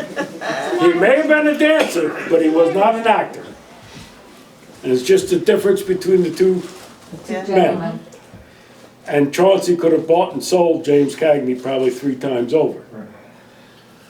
To give you another example, I was very young, couldn't ride horses at the time. We had 2 horses on the farm, but I had a brother and older sister. So my father, my older sister, and my brother wanted to all go for a ride on horseback. Well, that didn't happen with 2 horses. So my brother broke a steer to ride, like your bull. And He was desperate. one day, they met up with Chauncey and his people up and back in the woods. And, you know, they stopped and said hello and talked and blah, blah, blah. And one of the conversations was Chauncey asked him, well, you know, how come, you know, why are you riding a steer? It was like, well, this is, well, we got 2 horses and I wanted to ride and we can't afford another horse, so I broke the steer. About a month later, Chauncey called my parents and says, please don't be offended, but I've had my horseman looking and he's found this very good trail saddle horse that I would like to give your son. I'll have my horseman bring him over, be with him, saddle him up, make sure everything goes good, and so on, which he did. And then like 2-3 weeks, a month later, Chauncey called up and says, we're gonna have a mock fox hunt. I'd like for your son to come over and do the fox hunt with us. I will send my horseman over. He'll be at your place at 6 a.m. Please, you know, if you could have your son have them all saddled up and ride them back to the farm and do the fox hunt, which they did. And I can still remember my brother coming home. Oh, we did the fox hunt. Come back and I get off the horse and I'm trying to wipe him down and John says, give him to my horseman, he'll take care of him. Come on, we're going up, have breakfast. So the horseman took care of the horse, had breakfast. Then he called the horseman to bring his horse back up. And the horseman and my horseman rode him back over the hill, which is probably 2 miles cross lots, 1.5 miles, to our farm, to make sure he got home safe, and then the horseman rode back home. That's the gentleman Chauncey Stillman was. And he always told my parents, I like kids and I like animals because they're real. They don't know what my money is. Oh. Very nice. And that's the gentleman he was. And so that's where some of the Catholic Church and that come up from Weathersfield. He also, every 2 years, used to throw a huge barbecue for all of his surrounding neighbors and families. Like a whole half a beef. I mean, I'm talking a huge barbecue. And that camp setting on the lake was all part of it at the time, where they'd have the barbecue. Well, Theo's camp too, because with the fire company, we went up that one time because they got in touch with the fire company and it was the kids of the night, the xeroderma pigmentosa. They would go up there in the summertime and spend time. And they got a hold of the fire company because they had hooked up with a man from New Mexico who made midnight rainbows. So they had we went up, it was great. Go for that. And we brought the fire truck up to that place, there was a pond. Yeah. And the full moon, and they had the fire company set up with the truck and shoot the water up over the pond with the moon, and it made a midnight rainbow for the kids to see. It was great. Yeah. It was, No, it I was, mean, that was part of his big thing, was either animals or kids. yeah, it was, and that was Theo carrying, probably, just Carrying from what on he said, from carrying Chauncey. on what her dad, Yes. yeah. And they were up, that group was up there for a few years. Yeah. So, yeah. Unfortunately, the attorneys out of the city kind of robbed the trust fund blind. Well, we see the nuns every once in a while, they ride Oh, yeah. up around the lake. Yeah, that's what I said. Like, Oh, yeah. Hey, there was a nun there's a nun on the beach. beach. He says, I have my own nun. Okay. Yeah, pretty cool. And they're on the So you're rebound, having a but bad day and a nun shows up on the beach. It's like, oh, man. they took a huge hit from what the attorneys let out of the estate. Did you ever hear that property being used though as, for the Catholic, it would have been the Catholic, Charities? was it the charities? No, it was, I don't know. The Catholic workers? Because we went to a lecture over in Tivoli yeah. about the Catholic farm workers. And supposedly one of the farms up here in Stanfordville was one of those farms. And right away I thought about either O'Halloran's up with Sisters Hill is, or Weathersfield. I'd never heard of Weathersfield. Now, I did not know all the, as a kid, you know, I don't know what time frame again you're talking. But as a kid, my brother worked there. It would have been the 60s, I want to say. I'm gonna say 60s. no then, because my brother would have been working there then. You guys, I'm sure, remember Bucky Holtz used to come through town. Always V for Victory. Worked there. And V was from World War II, but he never waved. It was always as he comes through. Always. And he worked up there. George Deeb used to live in next to the stables and that. So most of the farm Come to our workers side of there town. lived on the On farm. the You're farm. on the other side of town. We're on the So other side, I don't think that was the farm. It could have been, but I don't think so. Distance-wise, yeah. And that was, when Chauncey had it going per se as a farm, it was pretty much a self-sustainable farm as far as you had apple orchards there and vegetable farms, dairy, beef, turkeys, chickens, eggs. And I know my brother worked there, so I had to be in the 60s, as you say. They used to, a couple times a week, the chauffeur would take the fresh vegetables, maybe a fresh killed turkey or chickens, eggs, down to the city if Chauncey wasn't up here, to his condos in the city. And what's interesting is Doc Burdick's family was attached to that property up there. Really? One of the things that before she died, when I would stop and see her, she always wanted to find out where the Barton Cemetery was up on that property. And Jeannie Stalker, she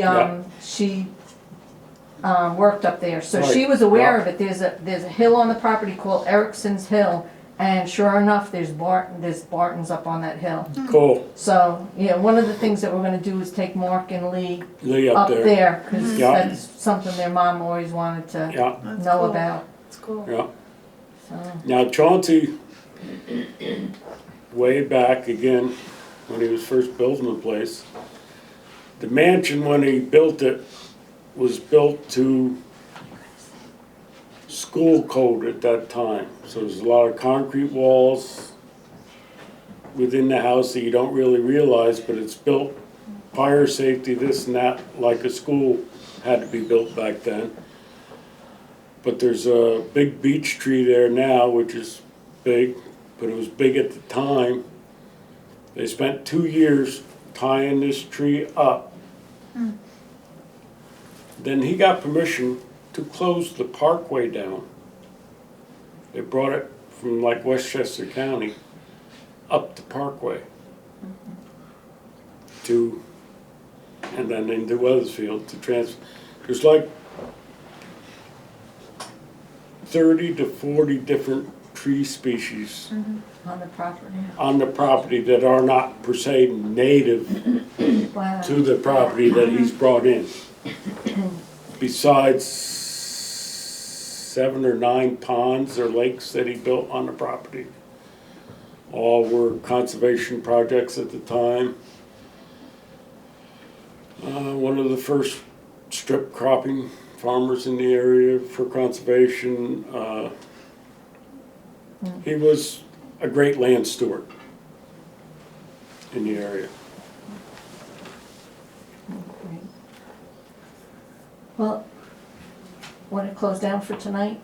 But one thing I would ask you is, we really want to do this again. Yeah. So would you like talk to your peers or whoever at this point, and we'll try to do this again?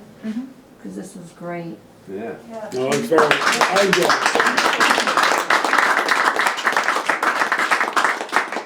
it myself very much. School on the hill. School, that's the school on the hill, that's it. Yeah, you gotta get Colleen to come next time so we can learn about McIntyre. Yeah. What was the Battistoni's before? I mean, obviously it's called He's the definitely Depot. Did Battistoni change, no, it's too early. Addiston's was before the depot. No, I'm talking about the real depot, Oh, the train station? Oh.